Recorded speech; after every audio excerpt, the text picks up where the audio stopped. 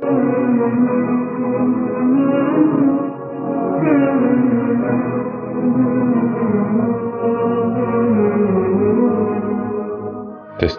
الآن إلى برنامج قبسات من هدي النبي مع فضيلة الشيخ محمد جمعة أبو الرشيد.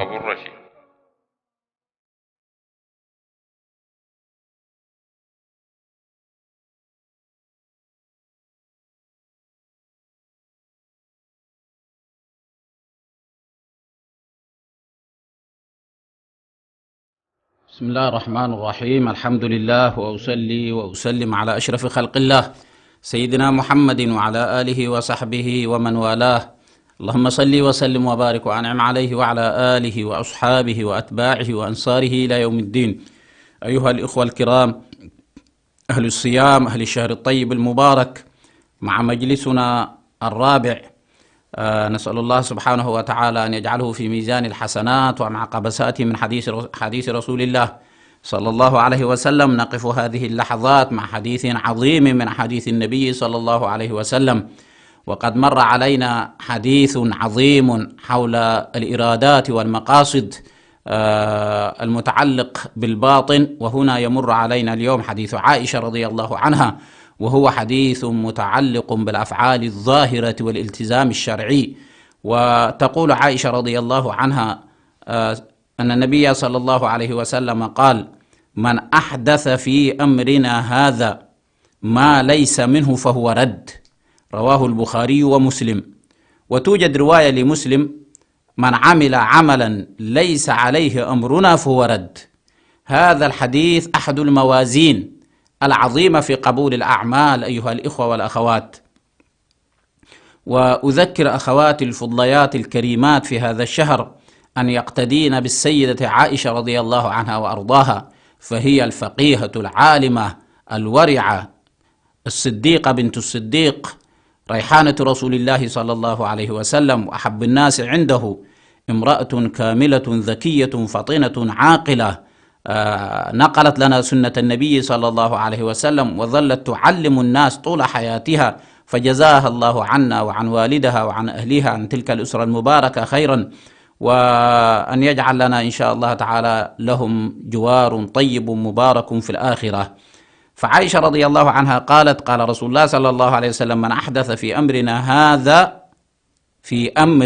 هذا أمرنا هذا يعني الإسلام، الإسلام أي الدين العظيم. من أحدث فيه أمرا تعبديا فهو مردود عليه، لأن المطلوب الإنسان أن يتبع الأمر الذي صدر من النبي، لا أن يحدث أمرا جديدا لم يقل به النبي صلى الله عليه وسلم. إذن هذا الأمر مطلوب فيه اتباع الأوامر وليس استحداث الأوامر، فالاستحداث هذا يسمى بدعة، والبدعة هي ما اخترعه الإنسان في الدين، وكأن هذا المخترع الجديد يقول أن هنالك أمرا في الدين لم يكمله النبي عليه الصلاة والسلام، حاشاه، كأن رسول الله صلى الله عليه وسلم قصر، فهذا يأتي لكي يكمل ما قصر فيه النبي صلى الله عليه وسلم، ويستحسن أمرا من عنده، وينسى هذا المستحسن أن نبينا صلى الله عليه وسلم في أمر الدين لم يكن ينطلق هو من مفهومه الخاص، من رؤيته الخاصة، من غير ذلك، ولكن في الأمور التعبدية والعقدية والأخلاقية كان نبينا صلى الله عليه وسلم ينطق بأمر الله سبحانه وتعالى، وما ينطق عن الهوى إن هو إلا وحي يوحى. وأريد أن أقف معكم عند فائدة عظيمة وميزان دقيق ينبغي أن نزن به الأمور في هذا الحديث، وهي ما ذكرته لكم بأن البدعة ليست متعلقة بالدنيا. أمور الدنيا مطلوب فيها الابتداع، مطلوب فيها الإبداع. أمور الدنيا مطلوب فيها الإبداع، يعني تجتهد أن تأتي بالمخترعات والأفكار والزيادات والتطوير، وكلما ناس جاءت بمخترع جديد فأنت عليك أن تجتهد أن تأتي بمخترع آخر. فأمر الدنيا ليس فيها تقييد، فأنت تفعل في أمور دنياك من المصالح المرسلة ما تفعل، ما متعلق هو بالمصالح المرسلة، افعل ما شئت إلا أمر ورد فيه نص، فإن ورد فيه أمر نص شرعي فعلمت هذا النص تتقيد. تريد أن تفعل شيء من أمور الدنيا افعل، لكن إن قيل لك أن هذا الأمر لا يجوز وأنه مخالف للشرع فهنا عليك أن تسأل وأن تطالب لهذا القائل بالدليل. فإن قال لك قال النبي صلى الله عليه وسلم كذا أو قال الله كذا في هذا الأمر فعليك أن تتبع ما قال به الله ورسوله. أما إن كان الأمر يتعلق بالأمر الديني الشرعي فهنا ابتداء عليك أولا أن تعرف حكم الله ورسوله في هذا الأمر، لأن هذا قربى إلى الله، وأنت لا يمكن أن تتقرب لله عز وجل إلا بما شرعه هو. أأنتم أعلم أم الله؟ الله سبحانه وتعالى ما يرضاه وما يحبه كله تم تشريعه وتنزيله في الكتاب والسنة، وقد فصل لكم ما حرم عليكم إلا ما اضطررتم إليه، كتاب أحكمت آياته، ووردت الآيات الدالة الصريحة الواضحة تنفي الشرك وتثبت الكمال والعظمة والتشريع لله عز وجل. أم لهم شركاء شرعوا لهم من الدين ما لم يأذن به الله. والإنسان ينبغي أن يجتهد كل الاجتهاد أن يتقيد في أمور الشرع. يا إخواني، بعد الإخوة لقلة علمهم خلطوا الأمور وظنوا أن البدعة تدخل في أمور في كل شيء، وهذا أمر ليس دقيق. فالأمور الدنيوية العامة هذه الأمور لا تدخل فيها البدعة كما ذكرنا. فمثلا لهذا السبب تجد مثلا بعض الناس عملوا مشاكل مثلا في المساجد في قضية درجات المنبر، مثلا منبر خطبة الجمعة، ولا بد أن يكون هذا المنبر 3 درجات. وأعرف أن شبابا دخلوا في بعض المساجد بالفؤوس وحطموا المنبر لأنه فيه أكثر من 3 درجات. لماذا؟ قالوا لأن النبي عليه الصلاة والسلام كان منبره 3 درجات.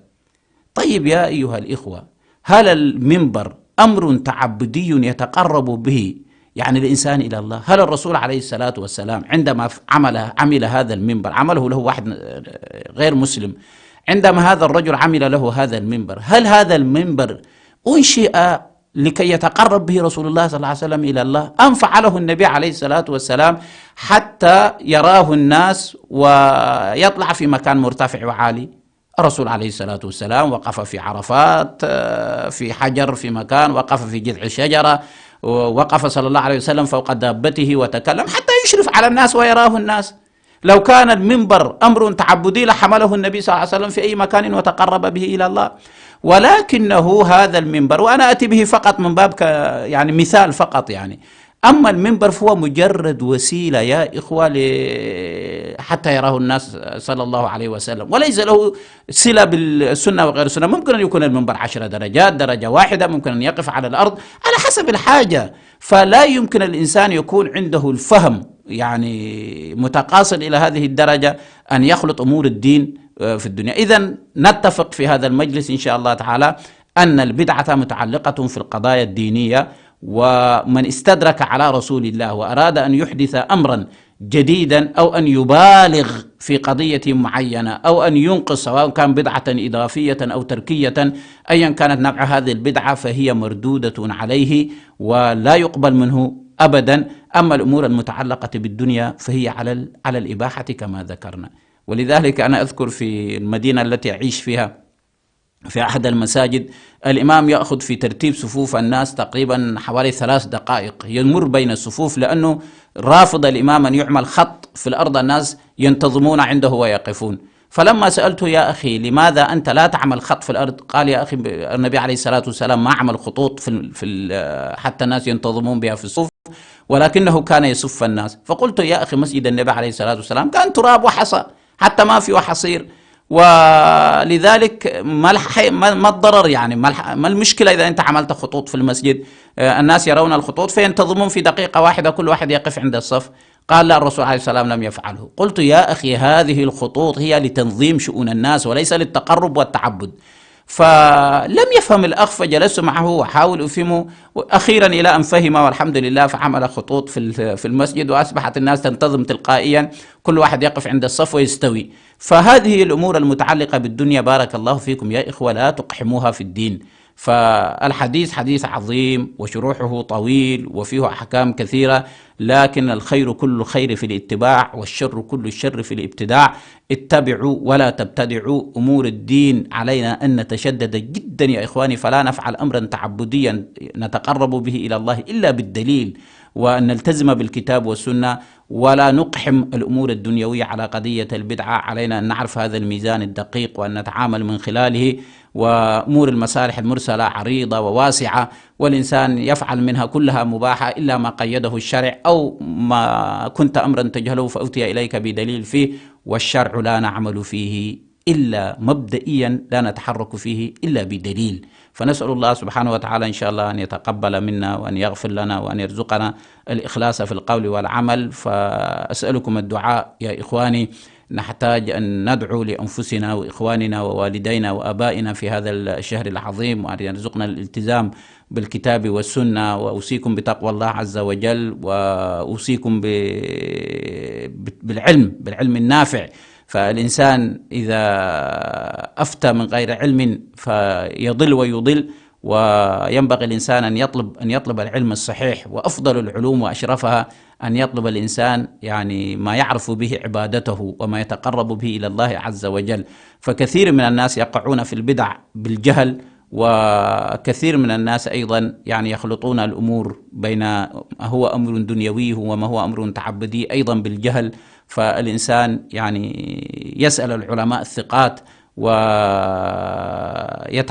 ويجتهد، ويحاول الإنسان إذا أشكل عليه أمر أن يسأل الإنسان في أمور دنياه، يفعل ما يريد كما ذكرنا. في أمور دينه إن أشكل عليك أمر فاسأل أهل الذكر، فاسألوا أهل الذكر إن كنتم لا تعلمون. يسأل الإنسان أهل العلم، فإذا أفتوه يستحسن أن تسأله عن دليله.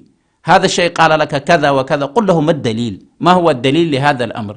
وهو لا يمكن أن يفتيك ما دام الأمر هو قربة إلى الله سبحانه وتعالى، لا يمكن أن يفتيك بغير دليل. فإن لم يكن له دليل هو عليه أن يبحث لك دليلا. والحمد لله رب العالمين، العلم كثير ومتوفر وموجود، والعلماء الحمد لله موجودين، علماء صالحين أخيار أتقياء. فالإنسان إن شاء الله يتوجه إلى أهل العلم فيسألهم إن شاء الله تعالى. فكما قال النبي عليه الصلاة والسلام: قتلوه قتلهم الله، هلا سألوا إن لم يعلموا، فإنما دواء العي السؤال. فالإنسان إذا جهل أمرا عليه أن يسأل، وإذا سئل أن يتعلم، وإذا تعلم أن ينقل ما تعلم. بلغوا عني ولو آية، ورب مبلغ أوعى من سامع. ونسأل الله سبحانه وتعالى العفو والعافية والمغفرة، وأن يعطينا العلم النافع، ويبارك لنا في هذا الشهر العظيم المبارك. وصلى اللهم وسلم وبارك على نبينا محمد وعلى آله وصحبه وسلم.